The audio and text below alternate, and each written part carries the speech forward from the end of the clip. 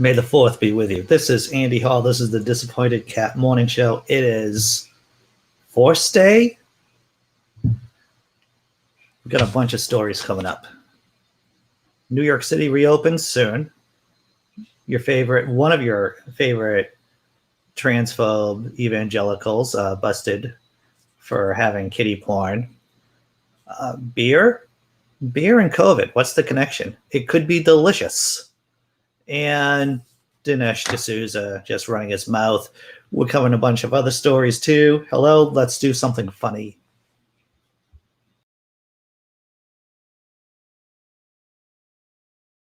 You just get vaccinated? Oh yeah, I got it today. Dude, you're young. You didn't hear on the news? You don't need to get it. The news? Did you see that from Joe Rogan? Yeah, the news. That's what I said.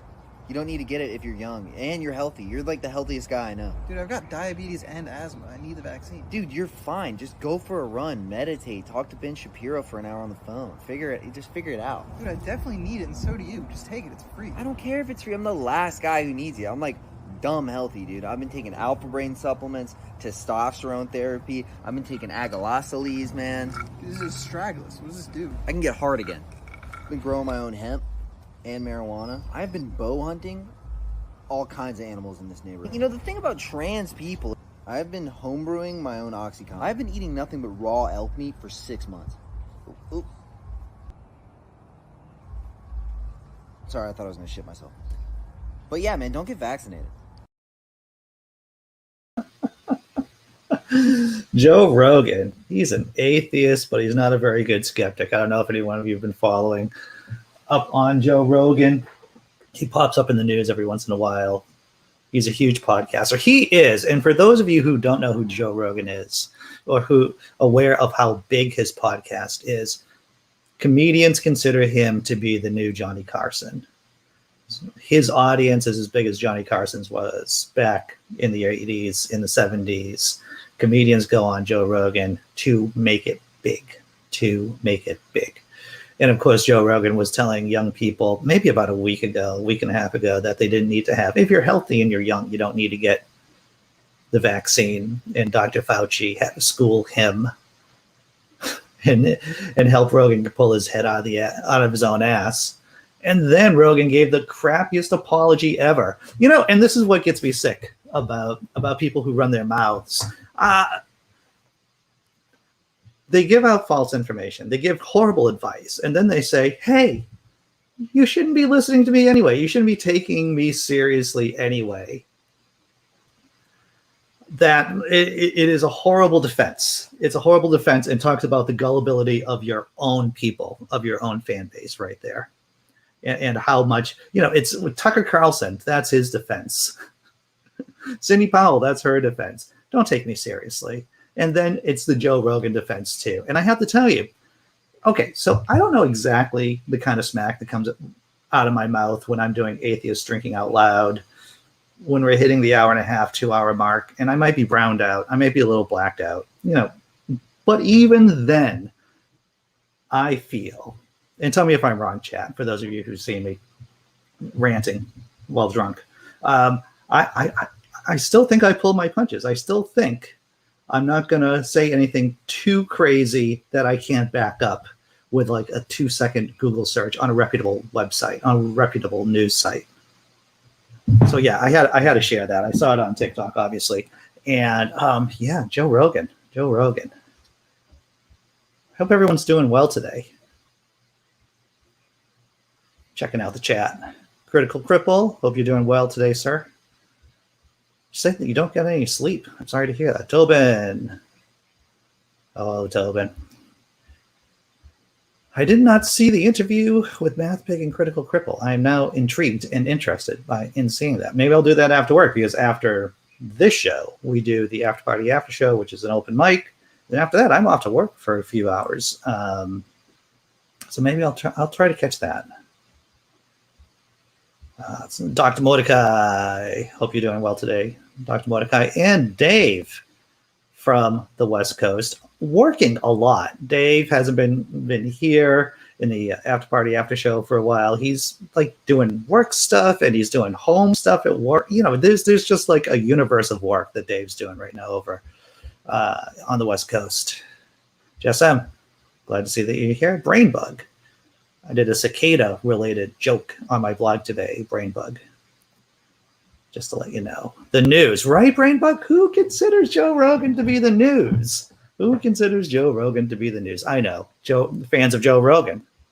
I never want to be so popular, which I don't think that's ever going to happen, that people just take me on faith. It's like, you know, that's why there's links in the description, right?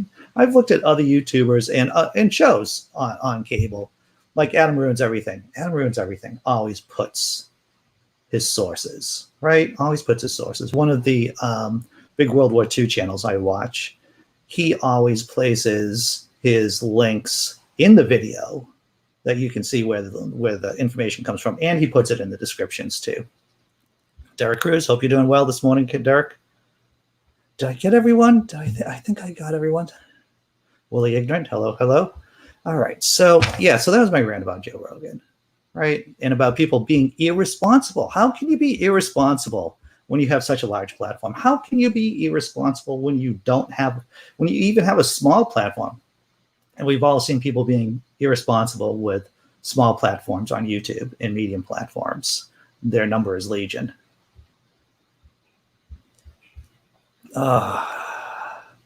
Thank you. You have links in my blog. Yeah. All right, so let's do, you've been a little bit busier than usual, Dave. Indeed you have. All right, so let's do some memes, right? Let's do some memes before we get into the news cycle.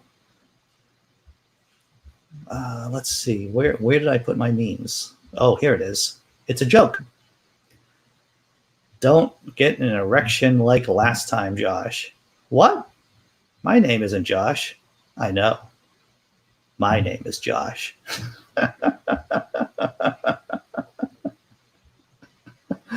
Okay, next one. It's fun that some folks think a secret group of rich people control everything instead of the widely known group of rich people that control everything. That's the miracle of conspiracy theories, right? And how wonderful conspiracy theorists are. They want to connect the dots without actually understanding the data that's right in front of them. It's like you don't have to look for a cabal of people controlling everything in this world. They are right there. They are right there in front of you. All right, last bit. I'm going to have a positive attitude today. Me 5 minutes into my shift. I have contained my rage for as long as possible. Okay, so that's maybe not me at work, but it's whenever I try to be positive. I think positivity is overrated. I mean, would I be funny if I was positive all the time? Absolutely not.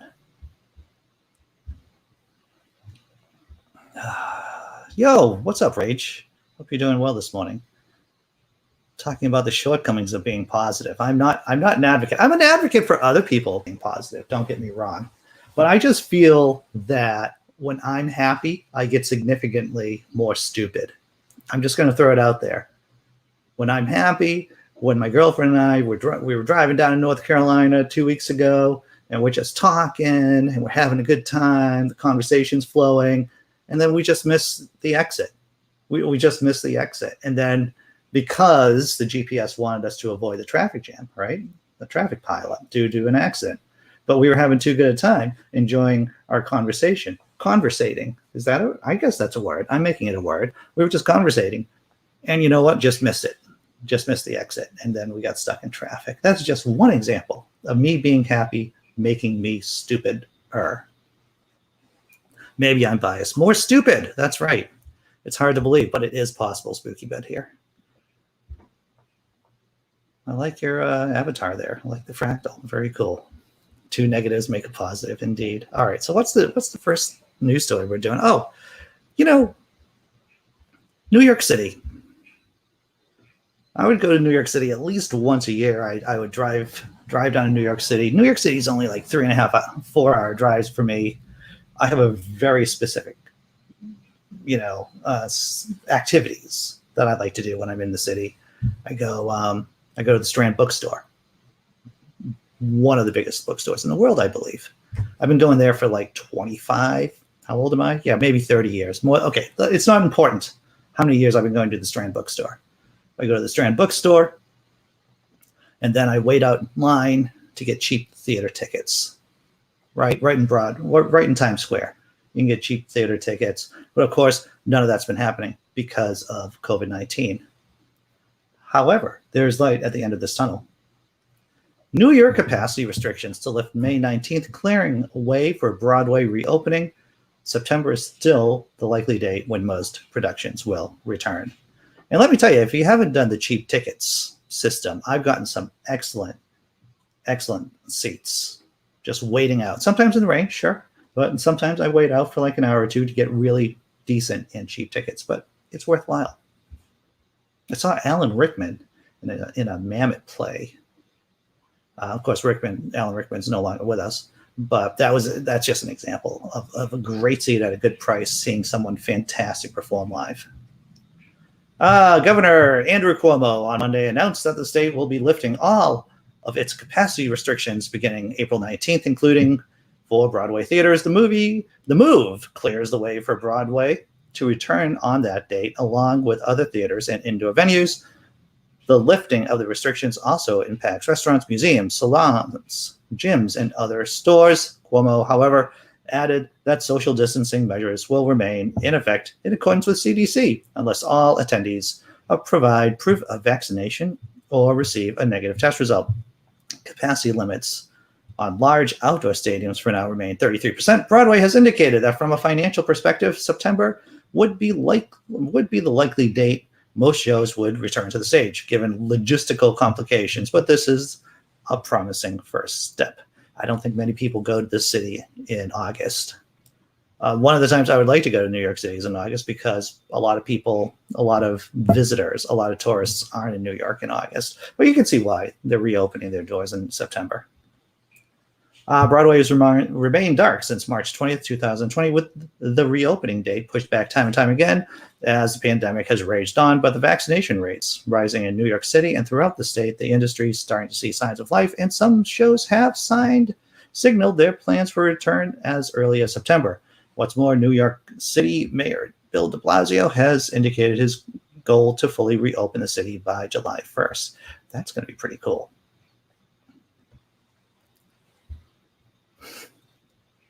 Suddenly it's stupider as stupider does. Yes, there's no bottom to stupid, my friends. There's no bottom to stupid. So yeah, Broadway reopening, New York City reopening, just another sign that it's going to be better, and it's going to be better really soon too. All right, let's check out. Oh, what? We're doing a COVID video next. All right, so I'm going to start up. I'm going to show the video first before saying the words that we already know about changing hearts and minds. Because right now, vaccine hesitancy is a thing amongst vaccine skeptics. And I know vaccine skeptics, that's not the right word to use. Those are not the right words, because skeptic means there's some kind of rationality. And if anything we know about so-called vaccine skeptics, their decisions are not made rationally on this particular topic. But let's go to the video first before diving headlong into the topic.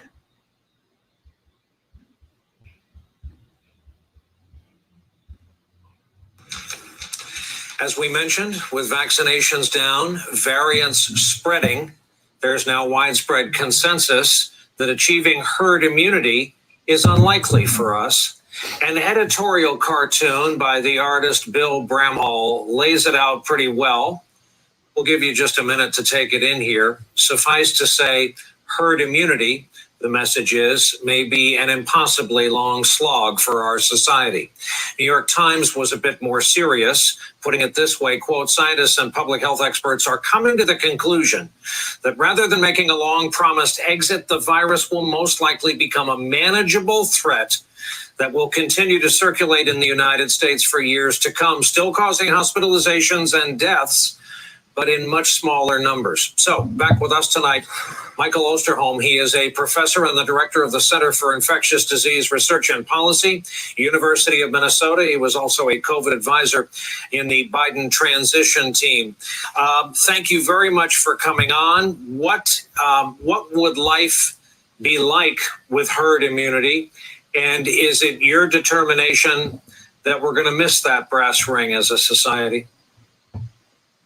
Well, first of all, herd immunity has actually come to mean a lot of things to a lot of different people. And I think if you lined up any 10 different people in this business, they'd have 10 different definitions. But the bottom line is what it means is that when you have enough protection in the community, in other words, reactor, immune people, that you start to shut down the transmission. You just can't, there's nobody to transmit it to. And that has always been a theoretical value that says at this point, 85, 90% of the population is immune, then basically you won't see transmission. Now that varies with each infectious agent. I've worked up major measles epidemics in a state like Minnesota where we had 92% of the population immune against measles, but it was so infectious it still hit that 6 to 8% that otherwise were connected by neighborhoods or social groups, etc. What we're at right now with this virus is a situation where we don't need to hit herd immunity to have a major impact. The last 100 days has been nothing short of a modern medical miracle. I was on that Biden-Harris transition team advisory board, and we used to debate, was it even possible to get 100 million doses of vaccine out in the first 100 days of the administration? Well, they got 220 million doses out in that time. And I think that has had a tremendous impact in taking off the table a major surge of cases in this country. So the bottom line is we won't get to herd immunity. We have too many people that aren't getting vaccinated. The vaccines are not 100% effective. The variants are now more infectious than the previous ones were. But we don't have to get to herd immunity to get to a new sense of a new normal. Hey, thanks for watching our YouTube channel. There are many reasons I don't like certain types of liberals, my friends, certain types of Democrats. One of them is the shrug your shoulders and we can't really do anything about it. We can't really try. It's just going to happen. You can say one thing about Republicans. They are crazy, but they are aggressive. And maybe our side could deal with a little bit more of that kind of irrational aggression. There are ways that we can increase the amount of people who are getting vaccinated. There's ways that we can change hearts and minds, right? It's a constant theme on this channel. How do you change minds? It isn't overnight. You have to create incentives. One of the ways, and I've mentioned this before, it's called social norm theory. And social norm theory is if a person perceives that many people are doing an activity, then they are more likely to do the activity.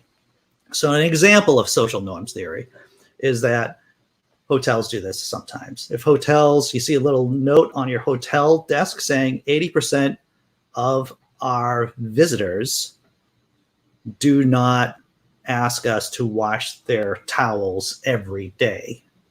It's a way of limiting, of lowering costs and conserving water.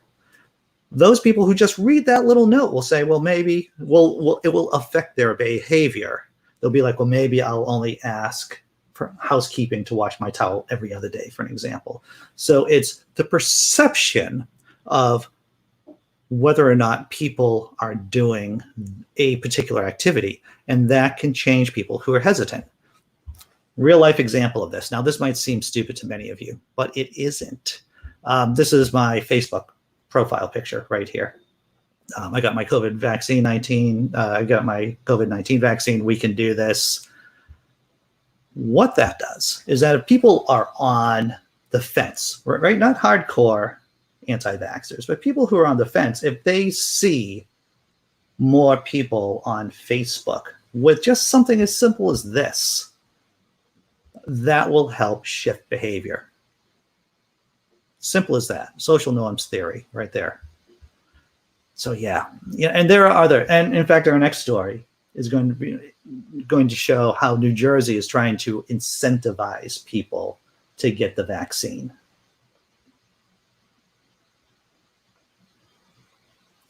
Well, this is the thing too, Brainbug, and Brainbug works even better if it's people in their own in-group. Here's the thing. If the government, if non-governmental groups, organizations, NGOs want to really get into the anti-vaxxer heart, into the anti-vaxxer mind, then what they have to do is flip people. This is, and once again, we have talked about this many times here on the channel. It is basic counterinsurgency strategy. What you do is if you're targeting a group of people and you want to win their hearts and minds, you get people in that group. You flip one or two of them. You flip a few of them to your point of view. And then they will start changing hearts and minds within that group.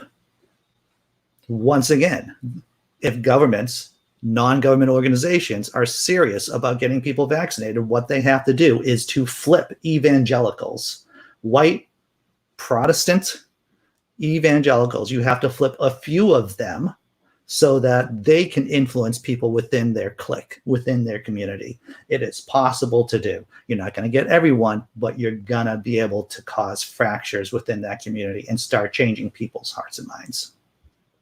Call it the Patriot vaccine. Well, that is a that is true. If you call it, Andrew Yang, he when Andrew Yang brought out UBI, Universal Basic Income, he was smart enough to do some marketing research.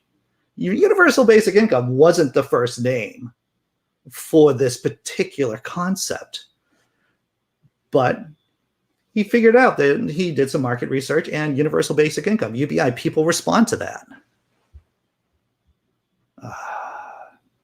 All right. When they let me back on Facebook, I'll do that. Yeah.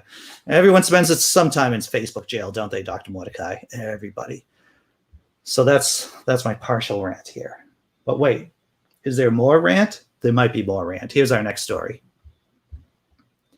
New Jersey shot and beer program offers free beer to those who get COVID-19 vaccine. That's right. State of New Jersey stepping up to give people a beer if they have proof of vaccination. They're teaming up with a variety of different breweries. Let's take a look at the breweries. In case you're in New Jersey, all these breweries in New Jersey will give you a free beer. Proof of vaccination within May. That does not suck, my friends. Sam Adams is also doing something like that. I should plug Sam Adams, a local brewing company here in Boston. They're giving people money. I believe they're giving people $7, which is approximately a bottle of beer, price for a bottle of beer in a pub, I guess. But they're giving away free money too. And we've seen other organizations giving away free marijuana, giving away free non-alcoholic drinks, all of this with proof. And of course, Krispy Kreme giving away a free donut for a year if you get vaccinated. It's these kind of programs. They sound stupid. What? Are you going to give people free beer if they get shot? If they get a vaccine shot? Well, yes, it's a ripple effect, right? If you get one person who may not have gotten a vaccine shot because they wanted to get beer and then they start telling their friends about it, there's a ripple effect. All right, back into the story proper. The state of New Jersey introduced a new program on Monday offering a free beer to those who get a vaccine, COVID-19 vaccine in May. New Jersey Governor Phil Murphy announced on Twitter that the state was teaming up with over a dozen breweries for the Shot and a Beer project. We're launching our Shot and a Beer program to encourage eligible New Jerseyans age 21 plus to get vaccinated, Murphy said. Any New Jerseyan who gets their vaccine dose in the month of May and takes their vaccination card to a participating brewery will receive a free beer. Beer. The state is also reaching out to residents in underserved areas with information on the vaccine and helping residents make appointments, according to the governor. New Jersey is partnering with religious leaders as well as for the Grateful for the Shot program, which Murphy said will make it possible for congregants to go directly from religious services to vaccination sites. Meanwhile, Murphy announced the state would soon ease COVID-19 restrictions, like eliminating indoor dining capacity restrictions, blah, blah. As of Monday, New Jersey has administered over 4 million doses, and 37% of its population in the state is fully vaccinated, according to NBC News data. I don't know what it's like in your state. I believe in Massachusetts, over 50% of people eligible for the shot have gotten at least one shot of the vaccine so far. Let's see. All right. So I just read that. So once again, if you're in New Jersey and you get vaccinated, go have some beer. You know, it's one free beer at each one of these places. So you can get like gaggles. Did I say gaggles of beer? Yeah, you'll be able to get gaggles of beer. Plant-based beer. I see what you did there, sir. I see what you did there. Yeah, 7 volt. That's what Sam Adams is offering. A lot of people only getting the first shot. You know, I have to tell you, Rage, if people are vaccine hesitant, I would just give them the J&J, right? The Johnson & Johnson vaccine, the one shot and you're done. Just be thankful to your fictitious God that they're getting one shot. And to tell you the truth, even one shot, I believe, of the Moderna one shot of the Moderna vaccine, in 2 weeks you get 80% efficacy. So even just one shot will help. But yeah, I would definitely say, if a person's vaccine hesitant, just give them the Johnson & Johnson shot. One shot and you're done. All right. How many times can I get a shot? That's a very good question. All right. So halftime show, everyone. We're already 26 minutes into this crazy show. All right. Let's do halftime.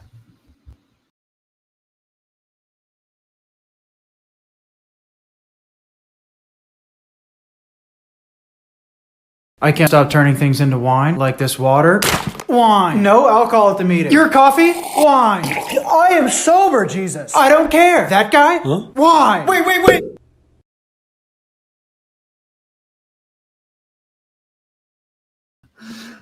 I'm going to play it again. I like it so.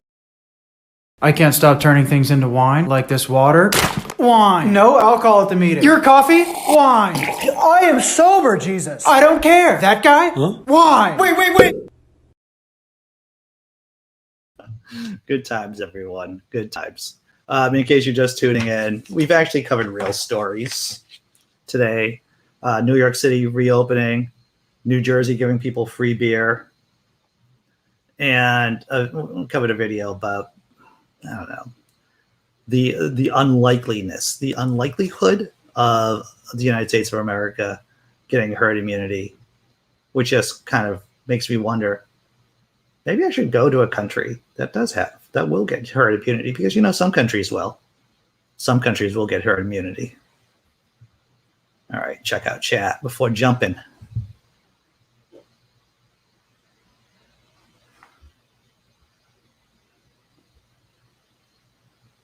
All right.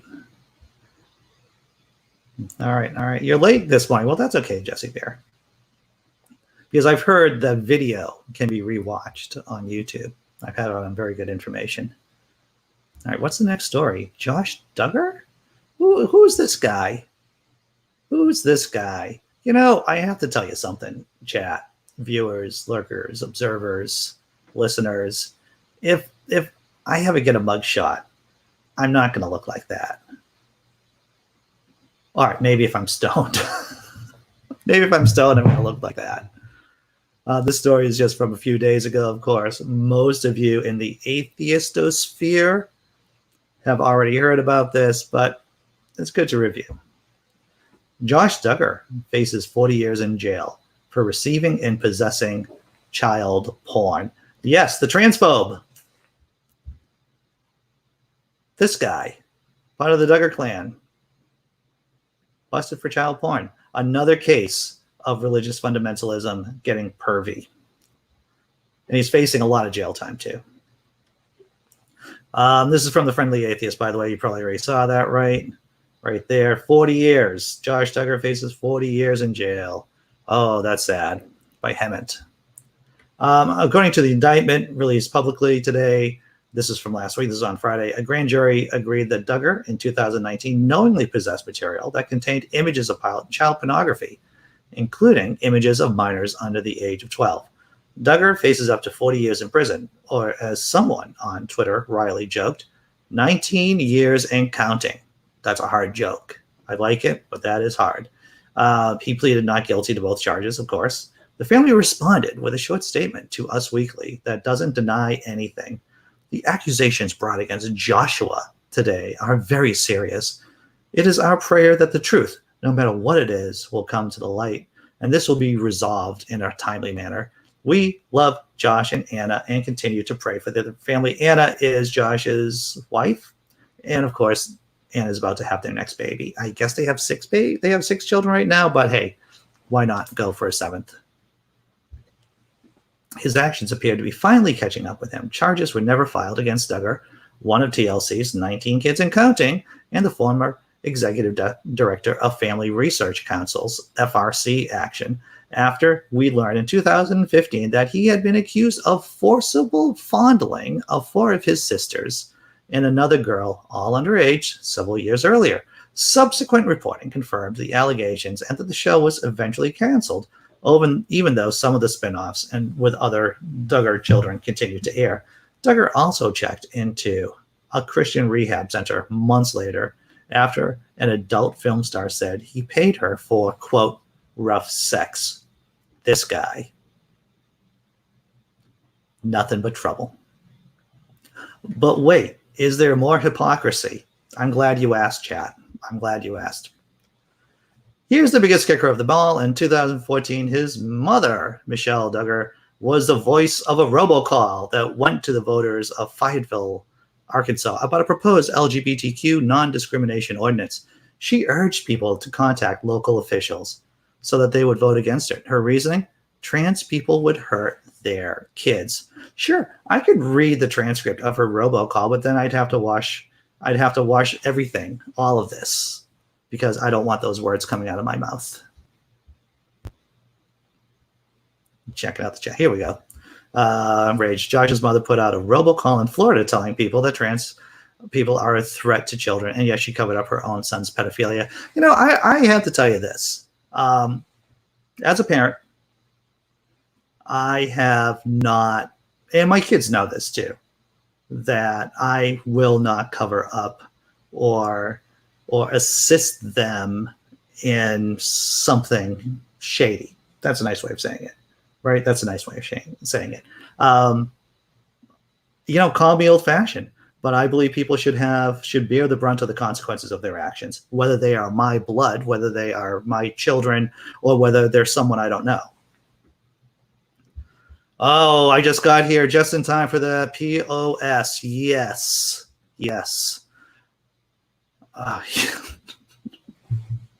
What Dr. Mordecai said there. That's right. Back in the chat. Okay, back forward in the chat. It's another example of evangelicals, of fervently religious people wanting to control what you do with your own genitalia while they are doing perpy, illegal things with minors, right? Whether it's the Duggars, priests, it just seems like fundamentalism either incentivizes really bad behavior in that way, or maybe it's just that it is a cloud of secrecy in these secretive organizations, right? In these organizations where there's no transparency. It's freaking disgusting. Yeah, exactly, Jesse Berry. You can love someone and still recognize they did something horrible. Exactly.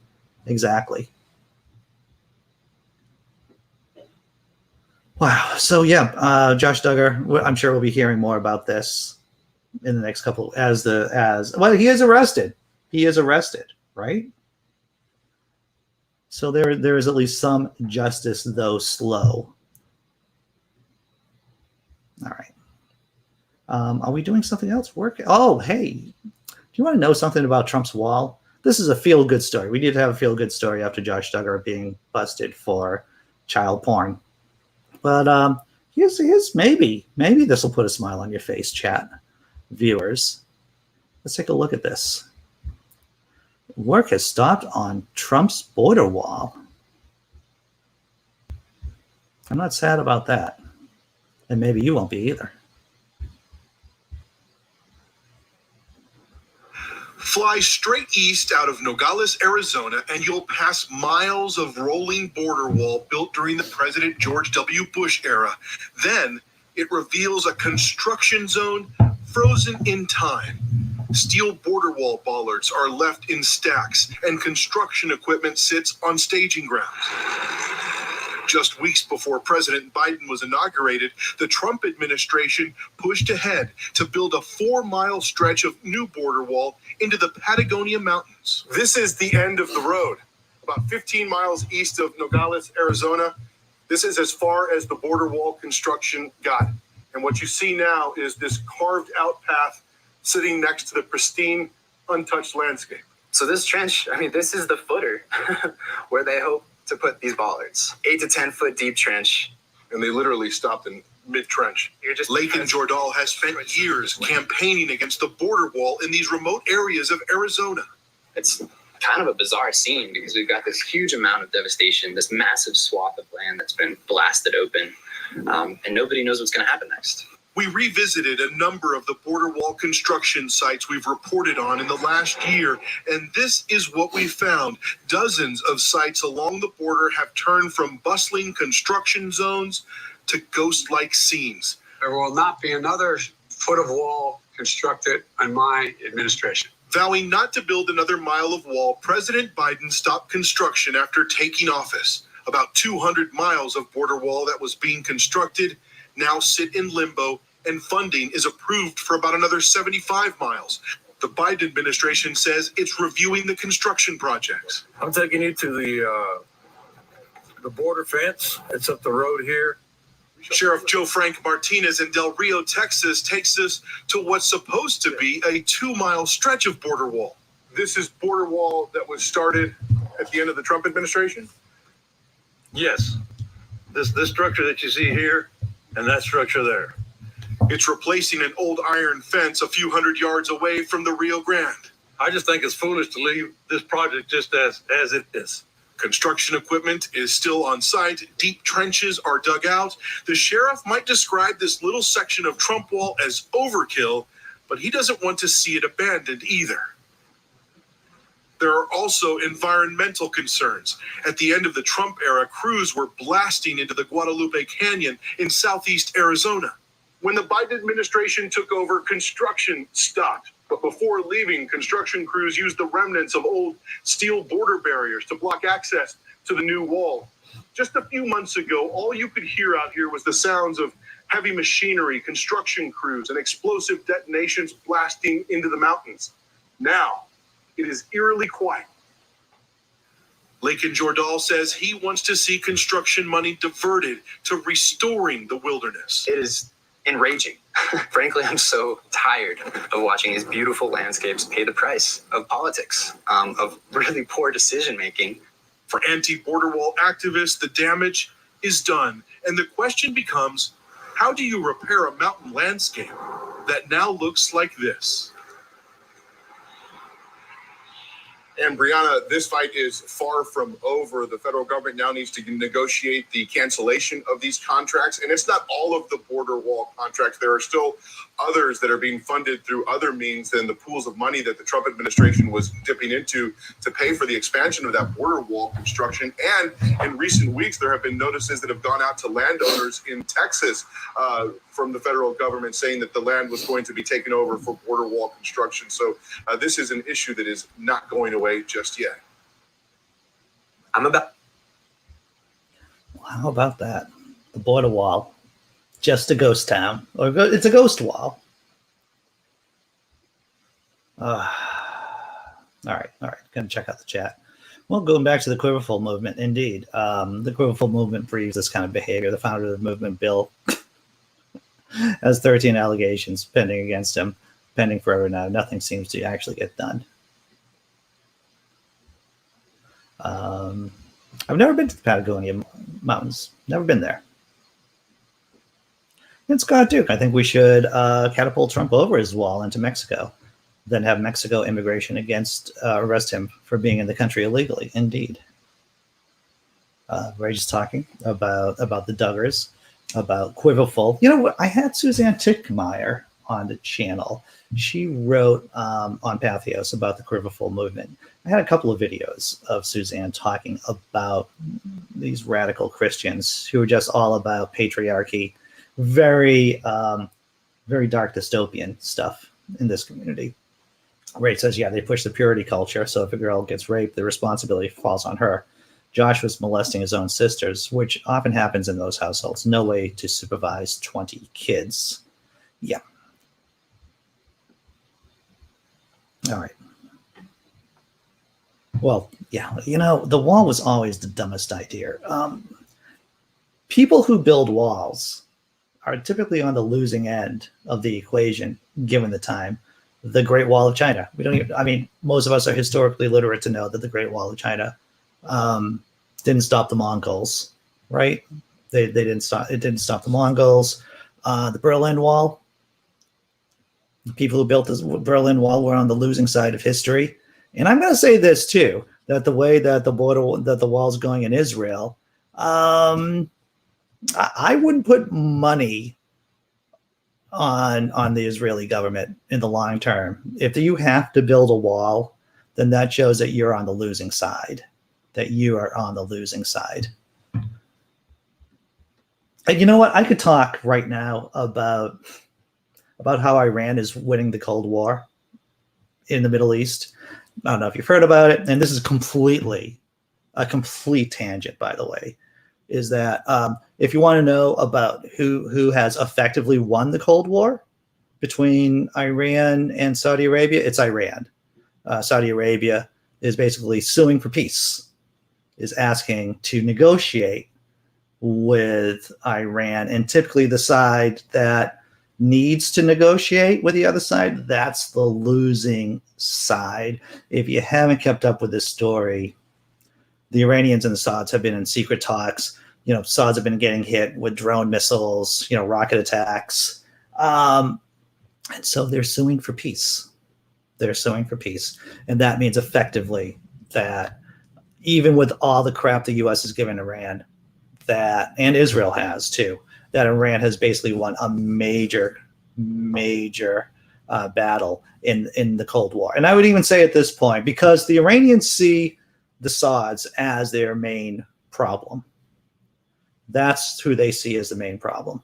And so, yeah, it looks like the Iranians are going to be winning the Cold War in the Middle East. That was a tangent, but one, I heard the news story yesterday and I thought I would share it with all of you. Let's see.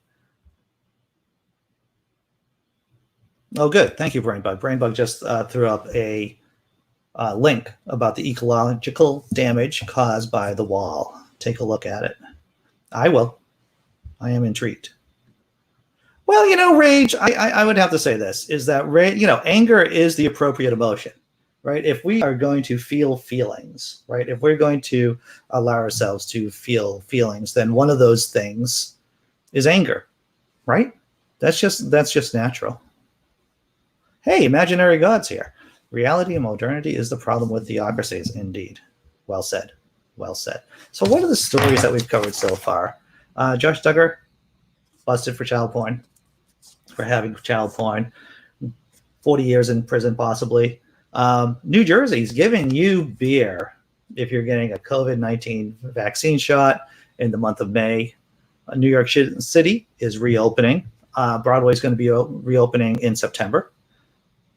And the wall, a lot of vacant wall space out there now that Trump is gone. All right, so what's our last story? Oh, the last story is about our favorite, another right-wing lunatic. Right-wing pundit attempts to whitewash the Capitol insurrection, and it backfires. Now, which lunatic actually did this? I'm glad you asked. Conservative commentator DINESH D'Souza, I don't even know if I'm pronouncing his last name right, had critics shaking their heads Monday after he attempted to whitewash the January 6th insurrection at the U.S. Capitol using one image. D'Souza, a convicted felon who was pardoned by former President Donald Trump in 2018, tweeted a widely shared image from the riot showing a man carrying the House Speaker's lectern. Does this look like an insurrection, a riot, a coup attempt, he asked. If it doesn't walk like a duck or talk like a duck, then it can't possibly be a duck. Let's take a look at this image here. Oh, here it is. Actually, if you look at looting, then sometimes looters can be pretty happy. This guy is a successful looter, and look at him. He has a speaker's lectern. Of course he's happy. Yes, that does look like a looter. The man, Adam Christian, you know, and the thing is, what Dinesh is really saying, it's like, look, he's a smiling white guy. He can't be. He's a patriot. He can't be a terrorist. The man, Adam Christian Johnson, was arrested in January and charged with entering a restricted building or grounds without lawful entry, theft of government property, and violent entry and disorderly conduct on Capitol grounds. He was one of hundreds to be charged in relation to the violent assault on the Capitol led by a pro-Trump mob that led to 5 deaths. D'Souza made no mention of the massive stock of images showing those rioters storming the building, smashing property, assaulting police, and threatening to harm elected officials. D'Souza pleaded guilty to campaign finance fraud in 2012 for making an illegal donation to a GOP candidate. He's known for making offensive, shocking, and racist comments, which have included mocking school shooting survivors and defending Adolf Hitler. Wow. So how did Twitter respond to Dinesh D'Souza? We got a couple of laughs coming. So crime no longer counts if you smile while committing them. Checkmate libs. That was one response from Mr. Let's see another one. He's stealing the speaker's podium from Congress. That's what we call a crime, little buddy. And this last tweet. This is a duck, Dinesh D'Souza. What a jackass.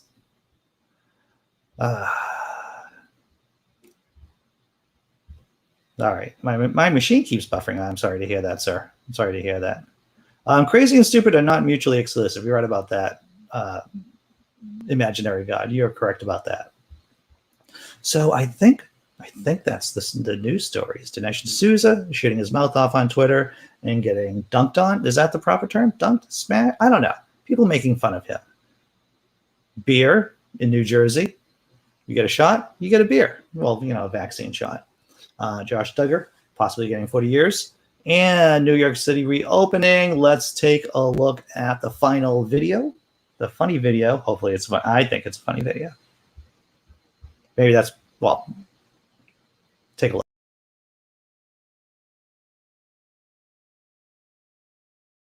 At a cheap motel, cause I've been to a few. Take a look at the yacht, cause it's a beautiful view. It goes tree, tree, tree landscape.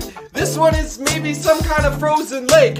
How many of these scratchy towels can I take? It's a non-smoking room, but it smells like smoke anyway. If you want to talk about a real work of art, motel bedspreads are a great place to start. I mean, dang, look at those patterns. It's like a rainbow threw up. I mean, every single one of these is a masterpiece. Are you kidding me? All right, everyone. After party, after show, 10 o'clock from 10 to 11. I think I have time to do the full hour today before I go to work. And yeah, that's it. Glad that you all showed up. Hopefully some of you will show up for the after party, after show at 10 o'clock. I'm going to show the video. Thank you. All right. I can't read all the chat and do my job here. I'll read the chat. And we'll talk about it in the after party, after show, right? It's an open format where anyone can come in and talk about whatever they want to. All right. Thank you to my patrons. Thank you to my members. Thank you for those of you who read my blog, Laughing in Disbelief. And there's things I can't talk about in my blog right now because there are things happening, right? Big news. But hopefully I'll be able to talk about that in the upcoming weeks or months. All right. Once again, let's do the video, and then I'm out. I'll see you at 10.